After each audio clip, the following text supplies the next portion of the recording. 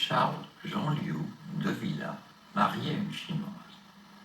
Il est né à Gaune en Valais et il a enchaîné les métiers de maçon, détective et ensuite chez Alus Suisse. Actuellement à l'AI, suite à une erreur médicale de l'hôpital de Sion, Charles décide alors de sensibiliser les gens en marchant avec sa charrette depuis Sion jusqu'à Genève. Charles, la parole est à vous. Au début, j'ai eu un blocage urinaire, donc pendant 2 jours, je ne pouvais plus uriner. Le lundi, j'ai été voir au travail parce qu'ils ont un docteur et puis un infirmier. Et puis là, ils m'ont amené aux urgences parce qu'ils ont vu que c'était quand même grave.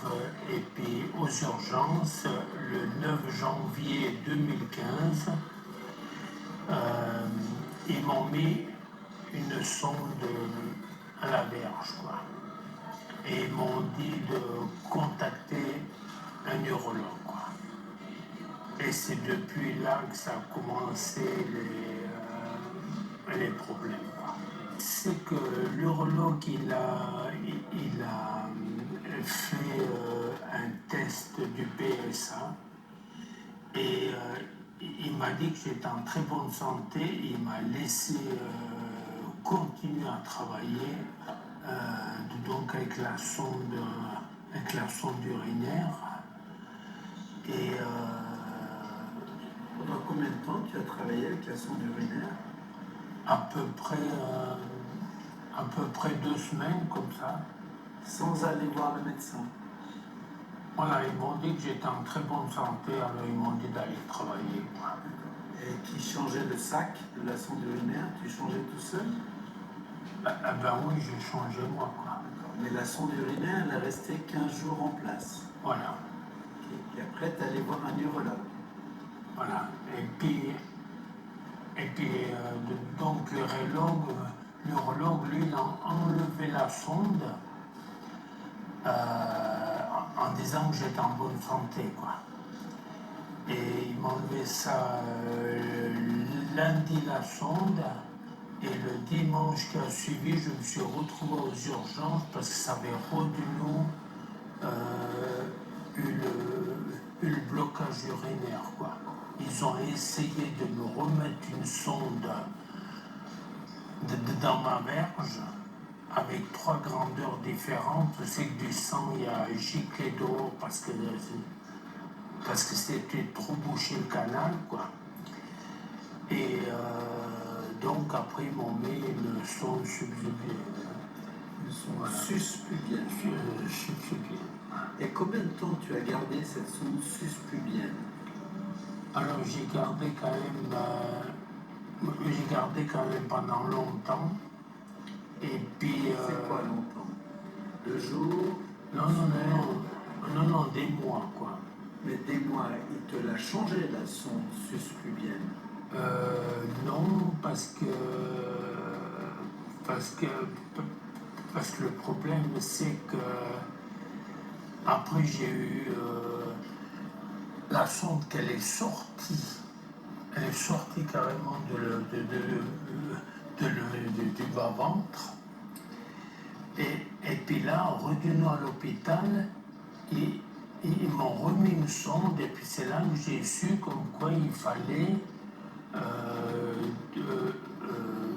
que la sonde qu'ils avaient mise, c'était une sonde provisoire et qu'il faut mettre une sonde qui dure plus longtemps, que ça dure 3 mois, je crois. Mais pourquoi tu n'as pas eu de suivi après la première sonde suspubienne qui t'ont mis? Pourquoi tu n'as pas revu des docteurs à ce moment-ci? Justement, parce que vu qu'il m'a dit comme quoi je devais travailler, donc eux, ils m'ont pas dit qu'il fallait revenir après tant de temps pour changer la sonde, quoi. Et après cette sonde, quand tu es retourné à l'hôpital, ils t'ont enlevé finalement. Voilà, donc ils m'ont enlevé, ils m'ont mis une autre, encore provisoire, mais ils ont dit comme quoi il faut que l'urologue il mette une sonde elle est prévue pour durer plus longtemps, quoi. Et je me plaignais tout le temps comme quoi, depuis le 9 janvier 2015, que j'avais des douleurs insupportables entre les jambes. Et puis on m'a dit que c'était pas grave, que c'était comme ça. Et à ce moment-ci, personne n'a parlé de cancer. Non, non, non, non. C'est seulement au 7e mois où c'est que j'ai insisté comme quoi j'avais des douleurs entre les jambes, que l'urologue il m'a fait une biopsie. Et puis c'est là qu'il a découvert que le cancer il était beaucoup avancé, quoi.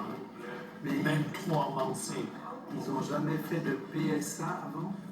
Oui, ils ont fait des PSA, mais ils n'ont pas découvert comme quoi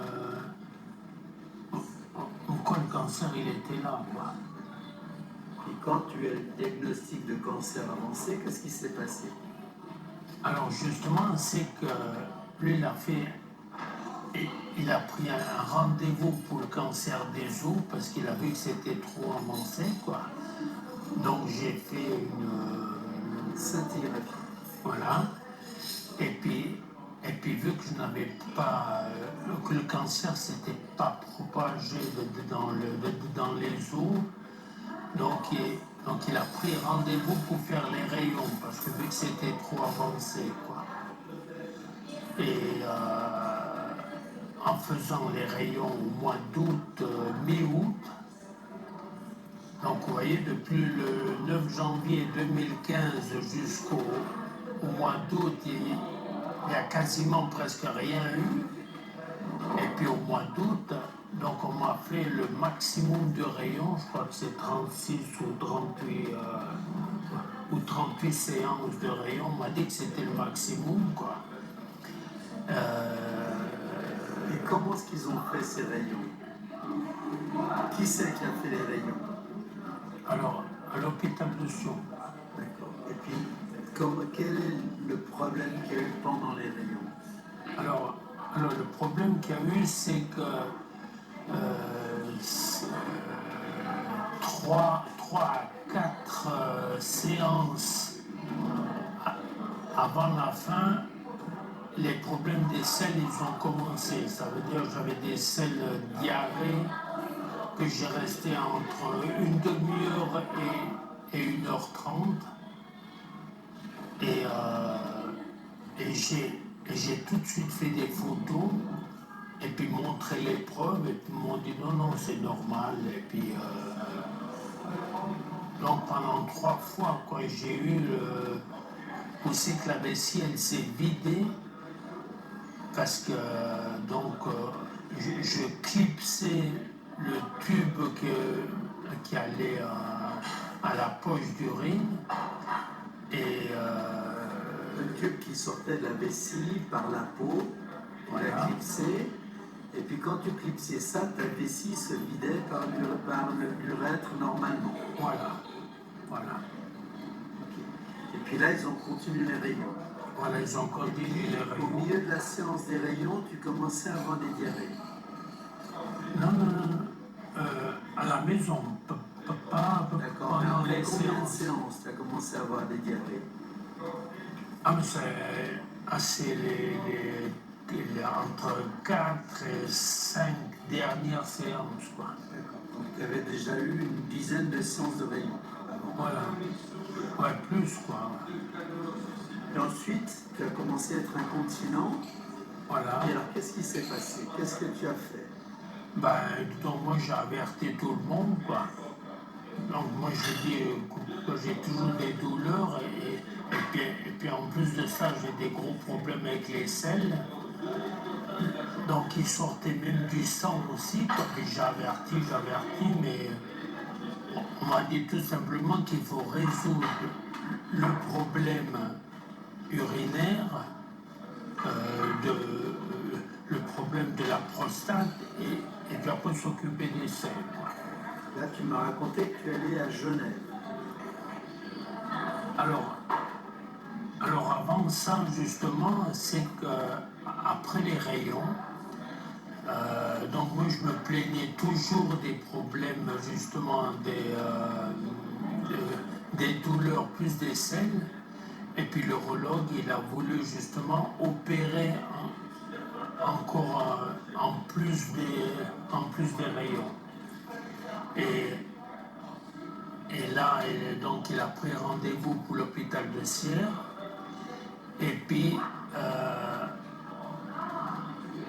en ayant vu les dégâts qui se passaient à l'intérieur, donc il a pris rendez-vous chez ses collègues donc à Genève pour s'occuper de mon cas, parce qu'il a dit c'est trop grave pour que lui, avec ses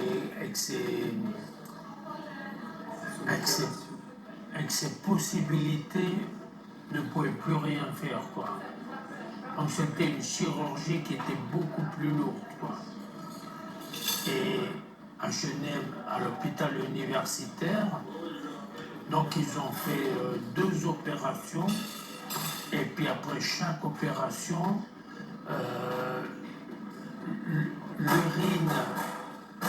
l'urine elle sortait bien et puis après elle diminuait l'urine, quoi.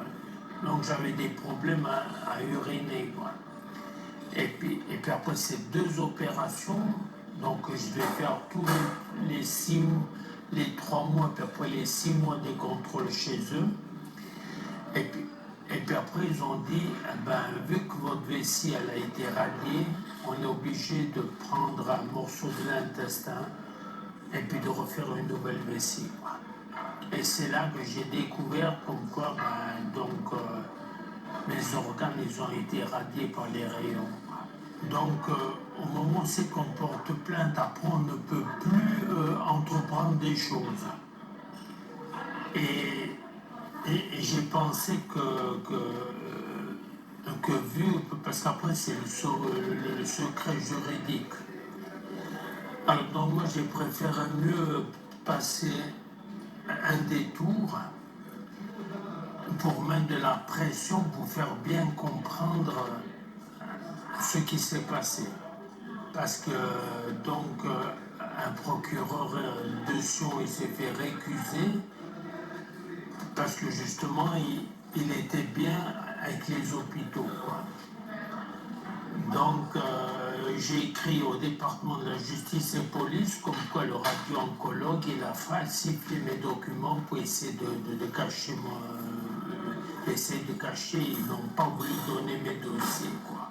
Si j'ai bien compris, ton cancer d'abord il est guéri? Oui, disons Le cancer est guéri. voilà. La vessie est détruite. Voilà. Et le rectum est détruit. Voilà. Donc, Et puis ma verge. Elle a uriné, donc. Ah non, mon système reproducteur, il a été détruit. Et maintenant, qu'est-ce que tu aimerais? Tu aimerais qu'on te répare ou tu aimerais qu'on reconnaisse qu'il y a eu, si ce n'est une erreur, du moins des effets secondaires tout à fait inattendus et que tu sois indemnisé parce que tu as perdu ton travail, tes hobbies, J'ai tout perdu, etc. C'est ça que tu aimerais? Tu aimerais que... Mais justement, qu'on me dédommage, parce que déjà, c'est qu'on me refasse de mes organes. Puis cet événement, qu'est-ce qui se passe dans ta situation financière? À tout, j'ai tout perdu, quoi. Financièrement, j'ai tout perdu, quoi. Est-ce que tu... Ah oui, je suis en poursuite, donc je suis à l'AI, parce que donc une personne de l'AI m'ont téléphoné, ils m'ont dit mais monsieur, vous ne pouvez plus travailler avec ce que vous avez eu. La SUVA, donc j'ai eu un contrôle de la SUVA et ils ont dit que mon état était très très grave. Ils ont écrit un dossier sur moi comme quoi ma situation était très grave. Je change entre 10 et 15 protections par jour, quoi.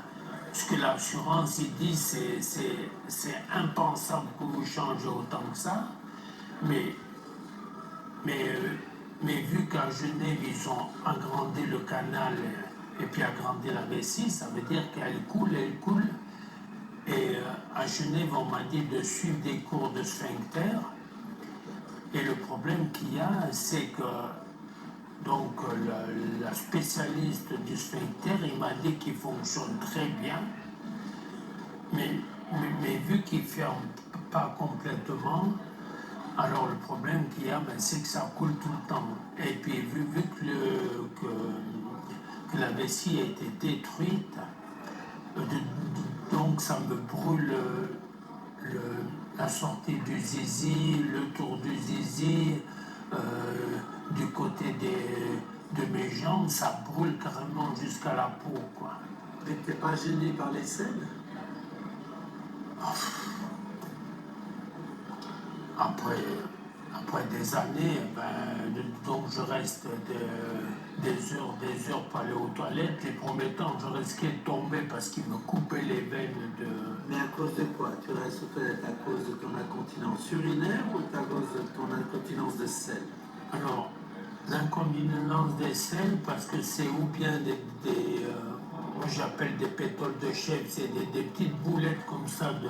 Mais tu arrives à les retenir ou pas? Non, le problème c'est que si tout d'un coup il vient maintenant, donc il me sort les selles, je ne peux pas retenir, quoi. Alors ce qui se passe, c'est que j'ai compris que au moment où c'est qu'avec ce pull, j'ai passé justement dans l'émission Cash, l'hôpital, ils sont inquiétés, quoi. Donc 3 jours après, donc ils m'ont donné rendez-vous, quoi. Donc j'ai pensé que si je fais ces démarches-là, peut-être ils vont comprendre que le message que je vais donner à tout le monde, c'est que toutes les personnes qui font une bêtise, mais c'est permis de faire une bêtise. Mais donc on a des assurances, et puis les assurances, il faut qu'il dédommage, et puis c'est tout. Et justement, la fois aussi que j'ai passé avec ça, justement, à l'hôpital, ils m'ont dit qu'eux, ils seraient d'accord de dédommager, mais le problème, c'est que c'est l'assurance qui ne veut pas dédommager, quoi.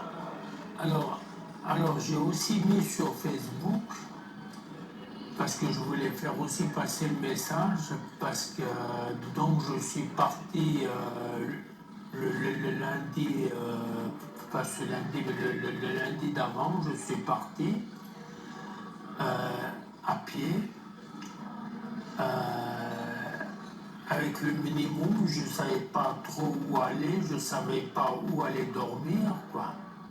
Et je partais un petit peu à l'aveugle, et puis dès que j'arrivais le soir, alors justement, je cherchais un endroit pour dormir. Ça veut dire que des fois je dormais sous la tente, des fois je devais dormir dans les toilettes parce que ce n'était pas possible vu le vent et puis la pluie énorme, donc je devais dormir assis sur une toilette. Et si le toilette, il était un peu plus grand comme les toilettes handicapées, quoi. Alors, je dormais par terre avec des températures, on a pu voir ces temps ici, quoi. C'est très frais, très froid. Et puis, et j'ai rencontré énormément de personnes qui m'ont beaucoup touché, quoi. Comme une personne qui avait perdu sa fille au CHUV, parce qu'ils avaient fait aussi une erreur médicale, quoi. Il est arrivé vers mon chariot, il pleurait, quoi. Et chaque personne qu'on avait, on a pu partager une discussion, quoi. Justement, ils racontaient leur histoire, quoi. Et puis je me dis, ça m'encourage à lutter contre ça, parce que en luttant contre ça, on pourra éviter beaucoup, beaucoup de problèmes, quoi. Alors c'est vrai qu'en Suisse, les personnes ils m'ont dit, quoi, mais qu'est-ce qu'on peut faire après une erreur médicale, quoi. Tous ils m'ont dit, mais qu'est-ce qu'on peut faire, quoi. Et c'est pour ça que moi je vais essayer de passer ce message-là justement parce que vous faire comprendre justement à tout le monde qu'on peut réussir, quoi. C'est comme une personne qui se fait violer, quoi. Ben, au début, on disait, ouais, mais peut-être vous l'avez provoqué, peut-être ceci, cela, quoi. Et justement, qu'en faisant passer ce message-là, quoi, ça va permettre à des personnes de s'ouvrir, quoi. Alors c'est sûr que moi j'ai fait des recherches et puis en France ils ont porté plainte contre le fabricant et contre l'hôpital à cause que les appareils en rayon qu'ils ont ils ont dû changer partout dans le monde les nouveaux appareils à rayon, quoi. Et ils ont constaté qu'il y avait énormément d'organes qui étaient détruits parce qu'ils étaient beaucoup trop puissants par rapport à ce qui devait être pour juste détruire la prostate ou un autre organe, quoi. Toujours compliqué dans un dossier médical quand on n'est pas ni urologue, ni radiothérapeute, ni oncologue. Ceci étant dit, on a quand même un regard un petit peu éclairé sur la situation. Et effectivement, on peut penser qu'il y a matière à se poser des questions. Un patient qui se fait traiter, il a probablement des effets secondaires qu'on lui a annoncés. Il a probablement aussi des effets secondaires qu'on ne lui a pas annoncés, qui sont peut-être catastrophiques, ce qui a l'air d'être le cas pour Charles. Donc je pense que ça vaudrait la peine d'avoir quelqu'un d'un peu d'indépendant pour essayer de comprendre le dossier, d'essayer de comprendre pour un cancer la prostate qui n'est pas métastatique, puisque M. Charles est toujours avec nous. Qu'on a peut-être par accident, peut-être par méconnaissance des appareils, peut-être probablement pas par faute médicale, en tout cas pas par faute volontaire, on a eu des dégâts qui sont au-delà de ce qu'on pourrait s'attendre dans une prostate.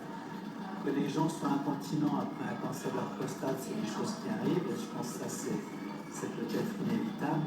Que les gens soient incontinents de sel et d'urine, je pense que ça mérite du moins une enquête, du moins quelque chose qui permette de savoir qu'est-ce qui s'est réellement passé. Et pas simplement quelque chose qui dit monsieur, c'est comme ça, donc c'est tout.